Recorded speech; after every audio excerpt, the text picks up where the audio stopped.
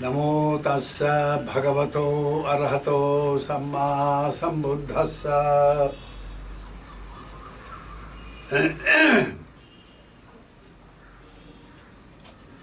This is the annual general body meeting of Maha Bodhi Society, the 2554th year Buddha Jayanti. Now, all these 54 years we have been working.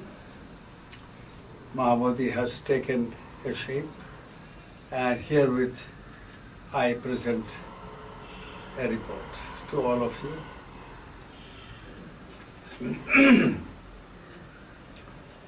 The Maha Bodhi Society was founded by the Venerable Anagarika Dhammapala of Sri Lanka in 1891. He hailed from an aristocratic Sinhalese Buddhist family. Once he visited India as a pilgrim to worship the holy places associated with the life of Lord Buddha. When he visited Buddha Gaya, there was nothing there except broken images and the temple built by Emperor Ashoka was dilapidated and broken. It was turned into a devalaya for various gods. The Mahant had occupied it illegally, and since the place was covered with jungle, nobody cared for it.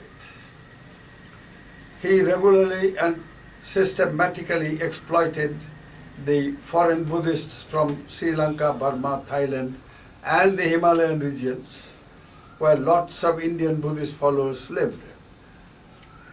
Since Venerable Dhammapala objected to the desecration of Lord Buddha's images, he was very badly ill-treated by the gundas of the Mahant.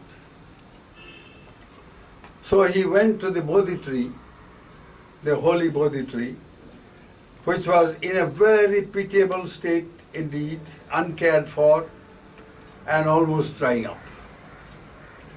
At the foot of the Bodhi tree, he took a vow of protecting the holy Buddhist place by starting the Maha Bodhi Society to fight for the cause of restoration of the holy places, and dedicated his whole life to this one single goal. He wanted to revive Buddhism through restoration of Buddhist holy sites to Buddhists. He started a movement where very eminent leaders of Bengal like Sir Asutosh Mukherjee, Sir Monmatha Banerjee, Sri Shama Prasad Mukherjee, etc. Participated and actively helped the Anagarika. He went to various foreign countries, including the US. He attended the Parliament of World Religions in Chicago in 1893. Returning to India, he was able to get enough funded to start the Calcutta Maha Bodhi Society with a good piece of land and later on a building. He brought young men from Ceylon, from Sri Lanka, and made them monks and trained them to run pilgrim centers in various holy places. These young monks, fired with the zeal of Venerable Anagarika Dhammapala, worked hard, no question about that. But they had no idea of propagation of Buddhism in the Indian context, so that Buddhism could grow in India in a real way and bringing about a revival of Buddhism in India, the land of its origin. I visited the Maha Bodhi Society, Calcutta in 1946 and took the Panchashila, being much impressed by the teachings of Lord Buddha. Later, in 1949, when I became a Buddhist monk at Kusinara, under the most venerable Chandamani Mahathera, I resumed my contact with the Maha Bodhi Society in Sarnath, Calcutta and in Colombo, where I had gone to study Buddhism under the most venerable Nanatiloka Mahathera of Germany and others. After completion of Buddhist monastic education, I was invited by the government of Burma to participate in the editorial work of the Tipitaka as a Pativishodhaka. Later, at the invitation of Venerable Jagadish Kashyapji, I joined the Nalanda Pali Postgraduate Institute in Nalanda to teach Abhidhamma. So these associations taught me the significant lesson that the revival of Buddhism in India, the most vital task for every Buddhist, will remain unfulfilled unless there are really dedicated Indian Buddhists.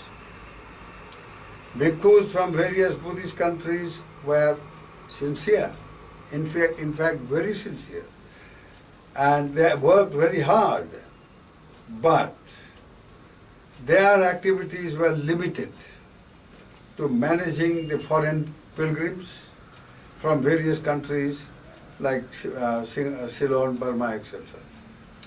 Some bhikkhus became teachers of Buddhism as part of Indian philosophy in some universities. Now all these activities, laudable though they were, but they were non-productive from the point of view of revival of Buddhism. They had cosmetic effect and were superficial and unsustainable.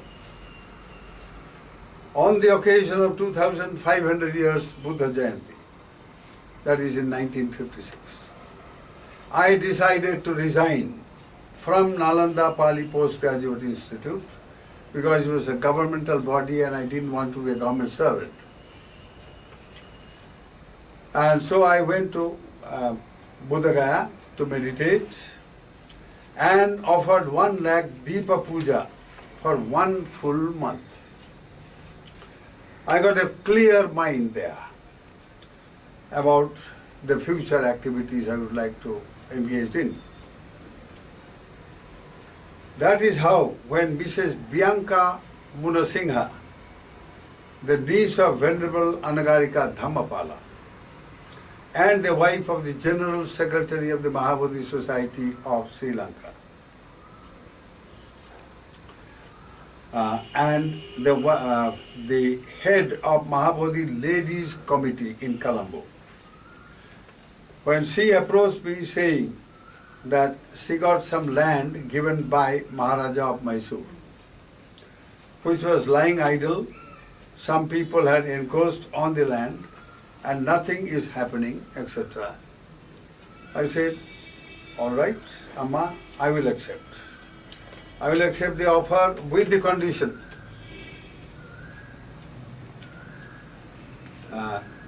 The condition that I will not be another bhikkhu employee, as it was the case in other centers of Maha Bodhi Society. They are all paid monks. I didn't like to be a paid servant. Ours will be an independent Maha Bodhi Society.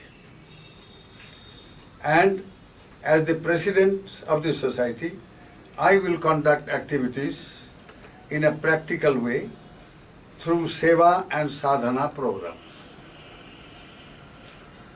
She was more than happy, and that is how I came to Bangalore on 5th June 1956. On arrival, I found the Maha Bodhi site was once a part of the central jail as a stone quarry with 20-30 huge pits. Jail inmates were made to break the stones as punishment. I was faced with the gigantic task of filling up the whole area with garbage, which was done partly before, and start the building work, which was also partly in progress. We began by putting a compound wall, removing the encroachers who had turned the land into a public latrine here, and started planting ragi plants to make the land fertile. So the first few years, couple of years actually, it was development of the site and building work. That is all that we did in the first couple of years. Now this year is the 54th year since the inception of the Maha Bodhi Society, Bangalore. And it will be appropriate to present a bird's eye view account of all the developmental activities up to date. For the sake of brevity, the 54 years have been divided into 6 navakas, meaning periods of 9 years. In the first navaka, that is 1956 to 1965, the activities were varied and even colorful. In the first week of arrival, somebody came and gave me a copy of the Deccan Herald. The gentleman was one Mr. Basu, whom I had known before. The paper had painted me rather black, saying, "Here is a Buddhist missionary, an ex-Hindu sannyasi, with the sole object of converting people into Buddhism, etc." 6 or 7 intellectuals from local colleges came and said they read the news and wanted to have a debate. I accepted the challenge and we debated on Buddhism and different schools of Indian thought near the present Bodhi tree. At the end, when they had nothing, no more question and I had answered, and they were satisfied with what they wanted to know, they were actually very impressed with the teachings of the Buddha. This is most scientific and objective and very wonderful. There was nothing wrong in it. So anyway, you see, these gentlemen, they said, well, you see, we are now convinced, Venerable Sir, that what we read was really false. And they were sorry for troubling me. I said, that's okay, but let us have some concrete work, not merely talk. So with these few intellectuals as the nucleus, I started the Sunday discourse program with half an hour meditation and Dhamma teachings. Later on, through them, a lot of others joined, and the program has continued since then, up to date. One day, visiting Victoria Hospital, I saw a large number of cancer patients waiting for the doctors. They were really in pain. So I decided to start a Seva program and called it Hospital Dana Service. Nearby there was the wholesale fruit market. A man had Kurg oranges, plenty of them, and bananas in heaps. Just on the road, lying on the road is in heaps. When I asked him the price, he questioned, why as a monk? He said, you are a sadhu, why do you want all so much? Why as a monk I needed so much, he said. I told him that I want to give a hospital dana service, start a hospital dana service, and give these fruits, you see, to the hospital patients who are suffering. Just seva. That shopkeeper said, okay, very good, and gave the Kurg oranges and bananas and did not take any money. I said, no, I have got money, I will give you. He said, no, Swamiji, this is good punya marte niyata. He spoke in Kannada, which I did not at that time. So I took. He also arranged for a coolie who too did not take money. When I went to Victoria Hospital, the chief doctor, I don't want to tell his name, very good person indeed. And the chief doctor asked, why did I bring so many fruits? I told him the purpose and he arranged for the distribution to several wards over there. The fruits were distributed and we wished the patient speedy recovery with the blessings of Lord Buddha. The doctor was very happy. He was going about with me. He saw and he said, Swamiji, I will promise some more money for the next service if you take it up. I said, sure, I will take it up. And that is how our hospital Seva program started. Very auspicious starting indeed. Now, the devotees who came on Sunday lectures, all they heard from me my experience about this service. Then, so they say, we want to donate. And so the hospital Dana service became part of the Seva program, and meditation and Dhamma talks became part of Sadhana program. That is how Maha Bodhi Society Bangalore started. This is how other services took shape, automatically, just one after the other. All kinds of services. Now the hospital Dana service became very popular. First it became once a month, then once in 15 days, then once a week, and then every day. Then I extended the program not only to Victoria but to all hospitals throughout Bangalore, including the mission.